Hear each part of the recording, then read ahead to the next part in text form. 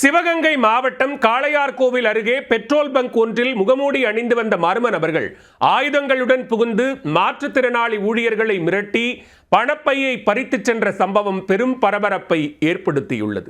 நள்ளிரவு கொள்ளை கும்பல் சிக்குமா?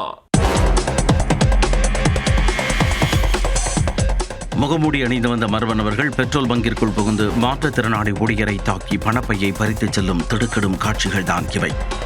காளையார்கோவில் அருகே நடந்த இந்த துணிகர வழிப்பறி சம்பவத்தின் பின்னணி என்ன? சிவகங்கை மாவட்டம் காளையார்கோவில் அருகே புலியடி தம்பம் பகுதியில் பாரத் பெட்ரோல் பங்க் ஒன்று செயல்பட்டு வருகிறது. இந்த பெட்ரோல் பங்கை அதே பகுதியைச் சேர்ந்த கிளாரா மற்றும் அவரது கணவர் ஜோசப் ஆகியோர் நடத்தி வருகின்றனர். சம்பவம் நடைபெற்ற இரவு பெட்ரோல் பங்கில் 2 ஊழியர்கள் பணியில் இருந்தனர்.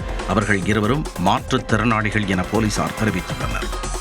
அப்பொழுது முகமூடி அணிந்து வந்த மர்ம நபர்கள் சிலர் கையில் பயங்கர ஆயுதங்களுடன் பெட்ரோல் பங்கிற்குள் நுழைந்துள்ளனர்.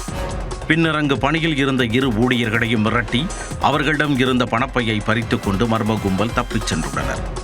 பணப்பையை பாதுகாக்கும் முயற்சியில் ஊழியர் ஒருவர் போராடிய போதும் அவரை கீழே தள்ளிவிட்ட மர்ம நபர் தப்பி ஓடும் சிசிடிவி காட்சிகள் வெளியாகியுள்ளது. தற்போது அந்த சிசிடிவி காட்சிகள் சமூக வலைத்தளங்களில் வேகமாக பரவி வருகின்றன.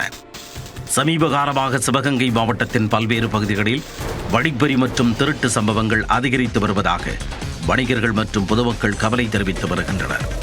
குற்ற சம்பவங்களை கட்டுப்படுத்த மாவட்ட காவல் கண்காணிப்பாளர் சமீபத்தில் ஆல்பா 16 என்ற பெயரில் கூடுதல் ரோந்து வாகன சேவை தொடங்கப்பட்டிருந்த நிலையிலும் இந்த சம்பவம் நடைபெற்றிருப்பது பாதுகாப்பு ஏற்பாடுகள் குறித்த கேள்விகளை எழுப்பியுள்ளது. இந்த சம்பவம் குறித்து வழக்கு பதிவு செய்த காளையார்கோவில் போலீசார் சிசிடிவி காட்சிகளின் அடிப்படையில் மர்ம நபர்களை தீவிரமாக தேடி வருகின்றனர்.